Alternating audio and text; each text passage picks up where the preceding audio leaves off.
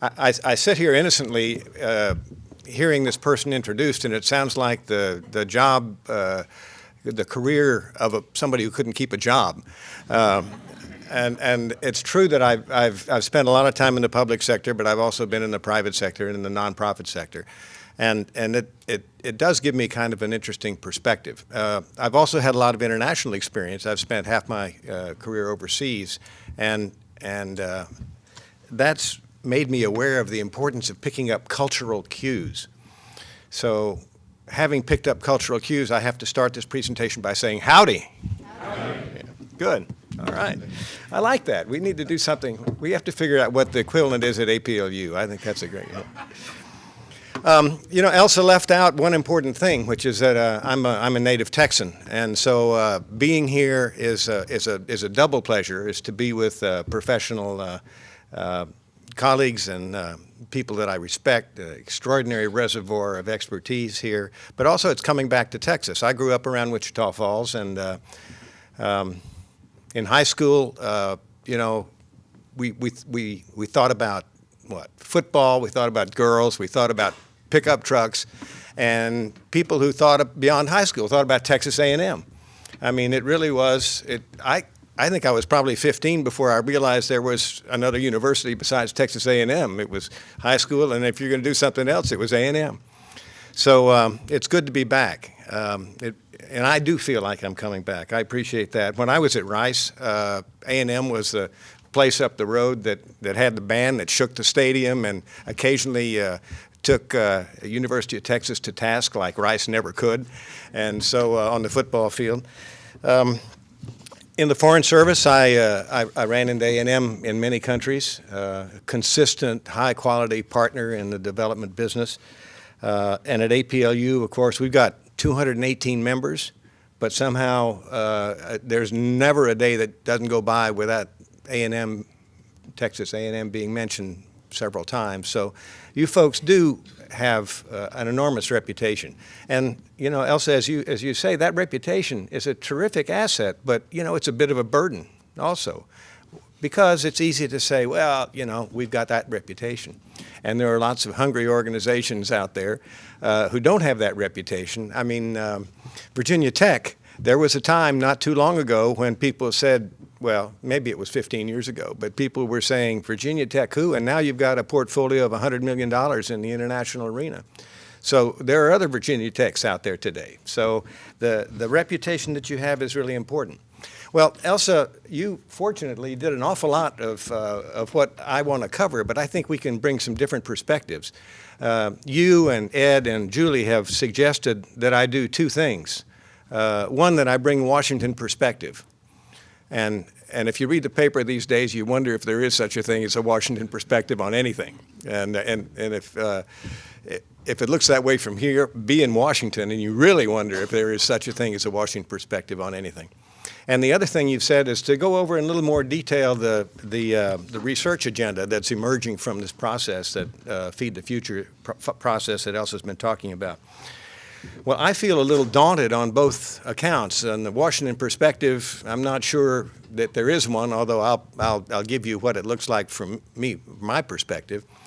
And in the case of the details of the research agenda for Feed the Future, the process that Elsa described, and I'll describe a little further, has resulted in 70 discrete research recommendations.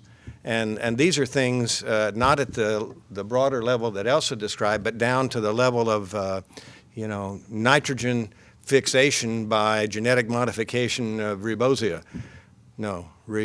Yeah, that's right. So I'm afraid that if I get down into that level, you folks are going to ask questions that are going to send me into a total panic. So I'm not going to try and cover 70 discrete areas. What I am going to do is make available a draft version of the full report that will shortly be available in final to all of you, but I'll be happy to leave behind a draft which anybody who wants to start ticking down those 70 discrete items for research priorities can do that. So I feel like I've got a kind of an impossible task, but then there was some I can't remember if it's a Yogi Berra or a Casey Stengel saying that says, you know, they said it couldn't be done, but sometimes that doesn't always work. So I'm going to have a shot at doing what I was asked to do, and I will start here by saying I want to do it in 4 pieces. First, I've already been talking about what an asset your reputation is and what an advantage it is.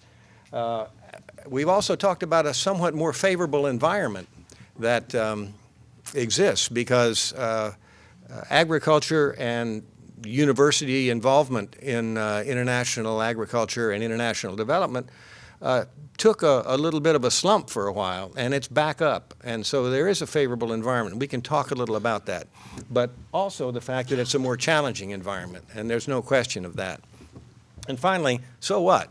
What does that mean to the university community and to Texas A&M in particular?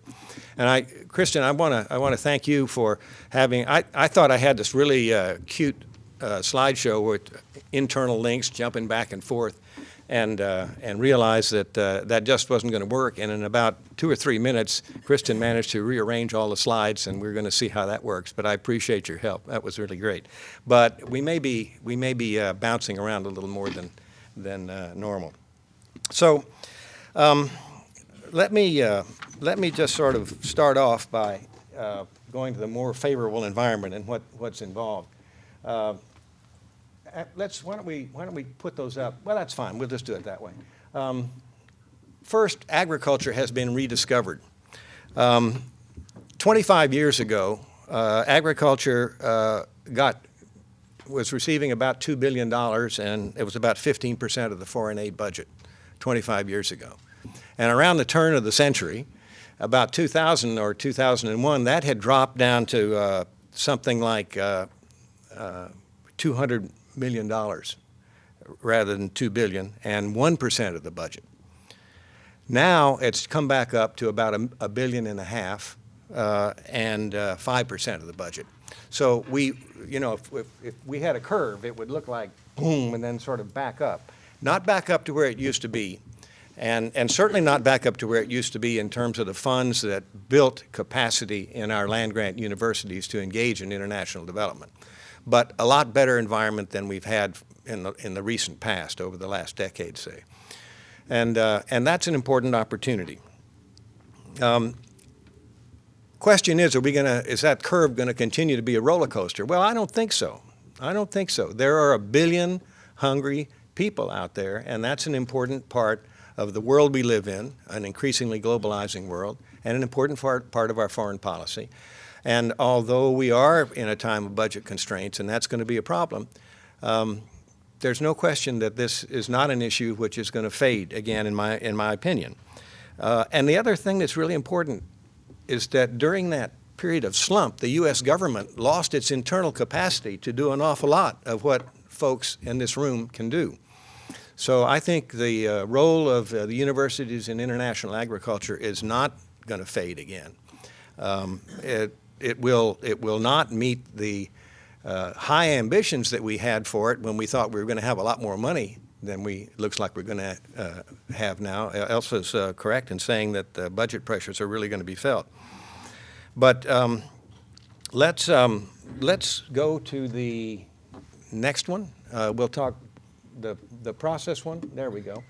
No, let's go back up to that one real quickly. Elsa covered that in some respects, but this is another reason I don't think this problem is going to go away. I mean, we're right now at the 2010 level, more or less, and we've got 1 billion hungry people out there who have a lot to do with the future of our country, one way or the other, and that problem is not going to go away. So can we move to the next slide? Let's go to the research agenda slide. The process slide. Here we go. Right. Now this is the process that Elsa took us up from L'Aguila up through formulation of U.S. government policy, and then the U.S. government, in particular USAID, turned to APLU and said, "Can you guys now flesh out that research agenda that we've painted in broad brush?" And this is the process by which this happened. And Elsa was right at the heart of it all the way through. So she knows more about it than I do. And any questions on this topic, we're going to pass to you. There was a meeting in Purdue in January, which resulted in the drafting of a white paper, some initial thoughts about what the research agenda for Feed the Future should be. And that paper was discussed. And then there was an e-consultation, which it's the first time I'd been through something like that. That white paper was posted, and there was a process in which anybody in the world could comment on that paper and bring their thoughts together. Now, I had some conversations yesterday with Bill Payne and others. You know, that process is an imperfect one. But, you know, it's a whole lot better than nothing. And what we've had in the past from the U.S. government and from USAID has been a much less open and participatory process. And there were 1,100 registrants for that e-consultation process and 600 people who actively participated. And that's heavily from U.S. universities, but these were from people all over the world. As a matter of fact, I was nervous to start with. In the first few days that we opened that e-consultation process, we had a flood of contributions from Europe and from Africa, and we were sort of saying, hey, where's the U.S. university community? Well, then they came in really strong, and well over half of the participants were, of the active participants and contributors were from the U.S. university community. And then that resulted in a forum where we had over 300 people, many of you, no doubt, who were in Washington for a 3-day forum to discuss that research agenda. Now, the final report of that meeting will be made available and we posted online within a few days. It took a little longer to get out than I would have liked, but then again, our client was the U.S. government. We had to get a lot of clearances and make sure everybody was comfortable with it. So I can't give you a final copy. I had hoped to. I will be happy to leave with Ed or whomever a draft for anybody who wants to start wading through it. It really is a good document, and the real challenge, something that I learned from it, is first and foremost, it's far better to talk in terms of problems that you want solved than in terms of how you're going to solve them. So this is really focused far more on problems and putting in your hands the solutions to those problems.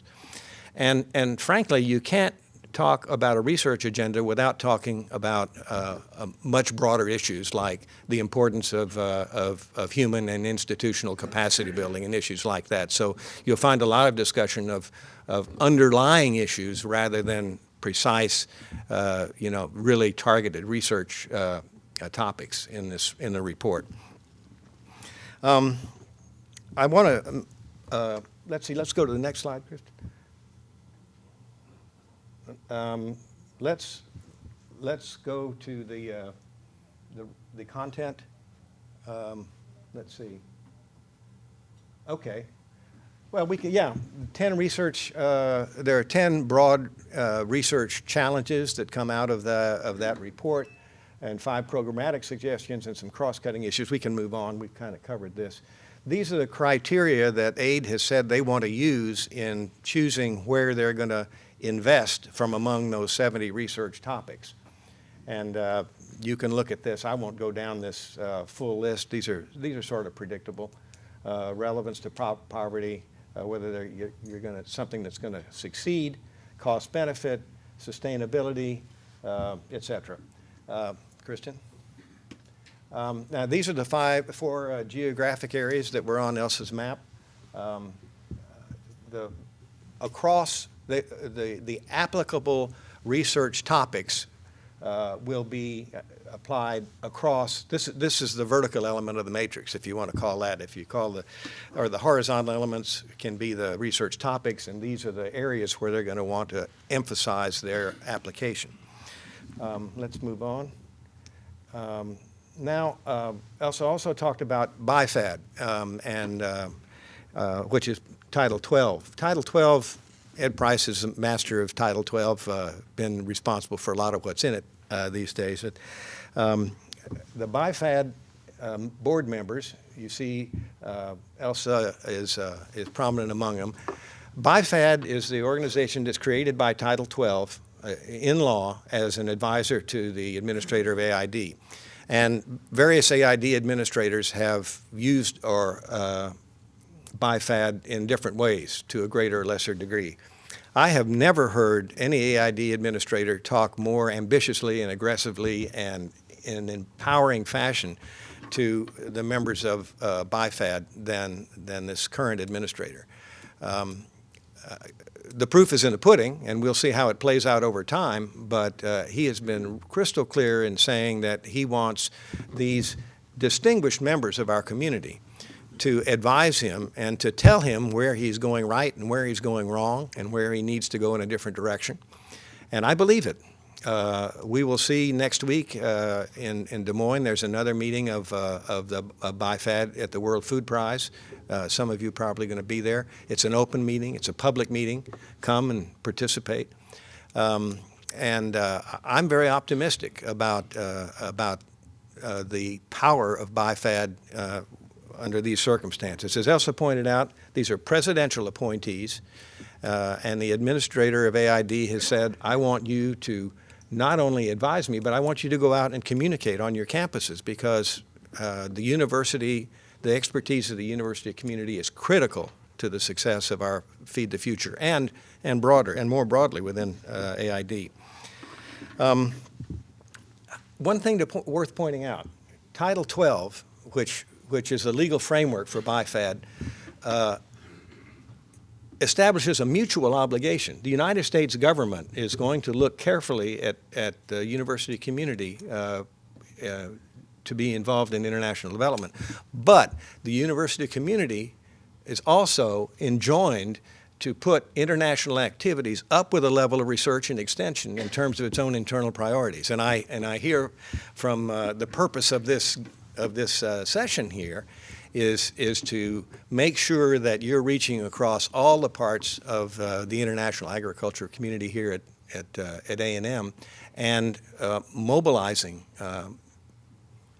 all the elements that you can reach. And that's, I can't talk about A&M, but I know in universities across the board, reaching into the full skill bank of a university and trying to apply all those skills and that broad experience to international is not an easy task. And it takes great administration, and it takes commitment from the top and commitment from the bottom. Let me, let's see, let's go, no, let's go back to the, yeah, let's go to the slide that's called, let's see. Okay, go back to the, yeah, go back to where you were. This is the part where I was so clever with my presentation, and now we're having to sort it out. Let's, down here, what is the role of APLU in all this? The Feed the Future follow-on.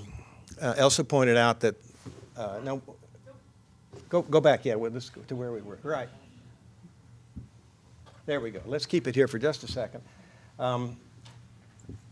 In fact, AID has asked APLU to help them design a critical piece of the follow-on to this forum. And that is going to be a training program which we can't talk about in depth yet because APLU and USAID haven't reached full agreement on it.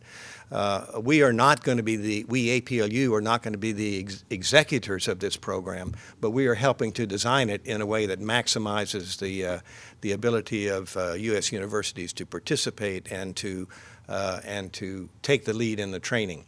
There will be it will be a structure which the pump will be primed by some money from AID in Washington, but the purpose of it mainly is to open it up as a way that missions around the world can buy in, can use this structure for training in Feed the Future and food security issues. And there'll be an announcement of this by Rajiv Shah at the APLU annual meeting, I suspect. Assuming that we have it all structured by then. But it's worth following. It's going to be a great opportunity for the training of international food security experts from the developing countries. Okay, now let's, the other thing that APLU is doing is we have, as you know, pushed very hard for a series of U.S.-Africa higher education partnerships. There are 11 of them in place right now. The language in the legislation suggests strongly to AID that there be another round of these partnerships. So we would hope that in the coming year we'll see another 10 or 11 of these partnerships. I noticed from my list that A&M is not one of the not in one of these partnerships, but hopefully you'll look at the next round and see if there's not a partnership that with an African university that will be something that you'd want to propose. And finally, we are doing a lot of work with individual countries. I know, Tim, you were at the, Tim, there you are, right. You were at the Indonesia one. I think that was a very useful thing. The Indonesia Aid Mission came to APLU and said, we have a program of university partnerships. We'd like to come in and present. Can you have some of your universities come in so that we can talk to them? Well, we had 120 turn up, which was about, I was thinking maybe we'd get 40. This was in August. Washington in August is not really a good way to get a lot of people there, but a lot turned up. And then more recently, Georgia is negotiating, the country of Georgia is negotiating an MCC, Millennium Challenge Corporation compact, they call it, another several $100 million.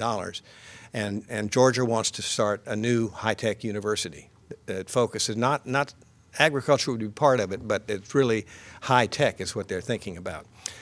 So we called together another group of universities who are interested in being the partner with the government of Georgia in setting up a university. They haven't decided if they want a branch campus, the Georgians. They haven't decided if they want to have several universities in a consortium. But this is another thing that's worth keeping your eye on, because within the next, I would say probably soon after the first of the year, the MCC and the government of Georgia will agree on the details of what they're going to come out with, and sort of, it won't be quite an RFP. And they've already, as a result of that meeting, they've had a number of contacts with universities. So we'll just see how that plays out. Okay, let's move on, Kristen, to the now the challenges. We talked about the environment, and now we're talking about the challenges. It's a more competitive environment. There's no question about it. We thought we were going to have, and the number that I put out here a minute ago, $1.5 billion for Feed the Future.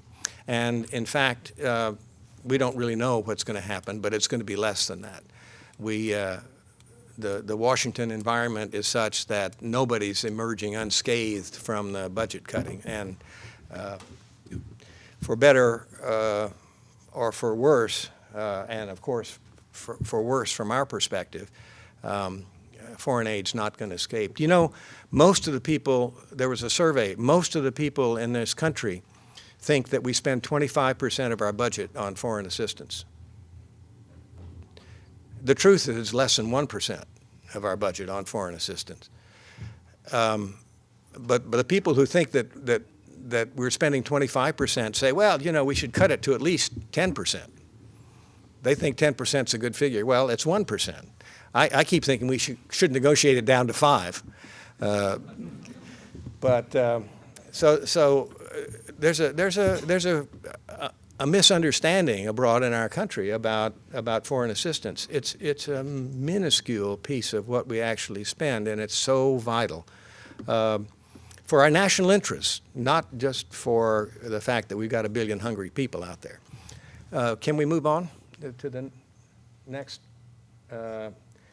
One of the things, challenge that we have is that aid is decentralized, and the Paris Declaration of 2005 called on all international donors to encourage country ownership. Country ownership means the recipient countries are involved in the design of programs. It means they control and set priorities. It means that those of us who are making proposals to USAID have to propose in a way which recognizes country ownership.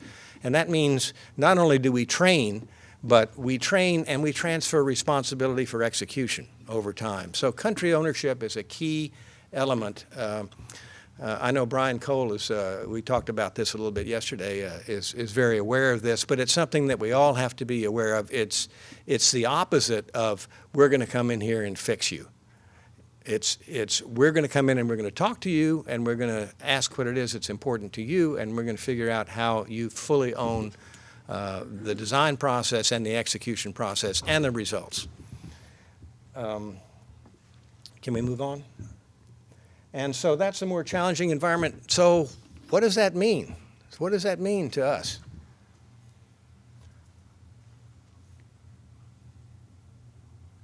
Well, it means all these things. It means that we have to redouble our efforts. We in the university community, we have to redouble our efforts. Elsa's dead right. There's no such thing as resting on laurels. As a matter of fact,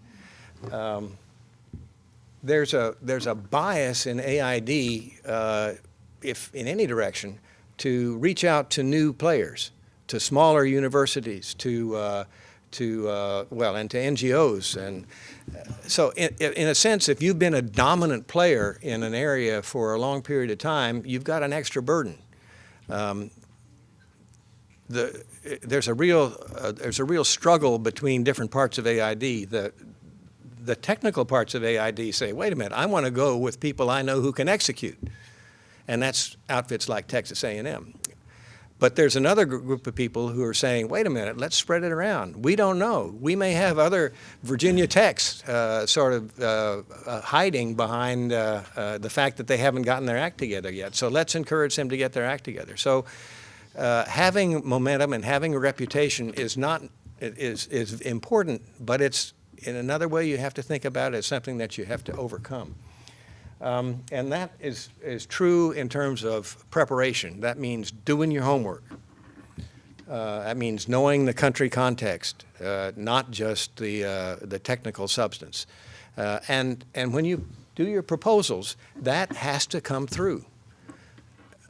And it does. When you can, I've sat on the side of the table that looked at the responses to RFAs and RFPs, and sometimes it's painfully obvious that this is a proposal where the people know the substance cold, but they've never been in the country. Or they know the country cold and they know some related substance, but they don't know exactly what this is about, this particular item, this particular subject. So you gotta go both ways.